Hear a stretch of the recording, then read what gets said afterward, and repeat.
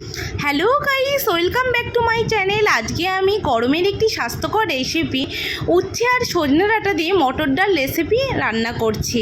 এটাকে অনেকেই শুক্তো ডালও বলে। তার জন্য আমি প্রথমে সজনে ডাঁটা কেটে নিয়েছি আর উচ্ছে চাকা চাকা করে কেটে নিয়েছি। ওটাকে নুন হলুদ দিয়ে মাখিয়ে নিয়ে কড়াইতে তেল গরম করে উচ্ছেগুলোকে আমি হালকা করে ভেজে নেব। উচ্ছেকে কড়া করে একদম ভাজা যাবে না, তাহলে ভালো লাগবে না। তারপর উচ্ছেগুলোকে নামিয়ে রেখে ওই তেলের মধ্যেই সজনে ডাঁটাকে আমি হালকা করে ভেজে নেব।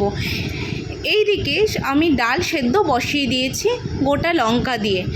সজনে ডাঁটাটাকে আমি ভেজে নিচ্ছি, কারণ সজনে ডাঁটার যাতে কোনো কাঁচা গন্ধ না থাকে ওর জন্য। ডাল সেদ্ধ আমার হয়ে গেছে।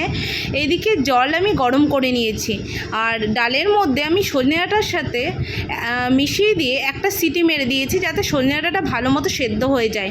তারপর কড়াইতে তেল গরম করে রাঁধুনি ফোড়ন দিয়ে তেজপাতা আর আদা কুচি দিয়ে ফোড়নটাকে আমি ভালোভাবে ভেজে নেব। ফোড়ন ভাজা হয়ে গেলে সেদ্ধ করে রাখা ডালটা আমি কড়াইয়ের মধ্যে মিশিয়ে দেব। এদিকে আমার ডালের মধ্যে জলটা কম লাগছে, তাই যেই গরম জলটা করে রেখেছিলাম সেটা ওর মধ্যে মিশিয়ে দিয়েছি। তারপর ওর মধ্যে পরিমাণ মতো লবণ আর হলুদ দিয়ে ডালটা যখন ফুটতে শুরু করবে তখন ভেজে রাখা উচ্ছেগুলো মিশিয়ে দেব।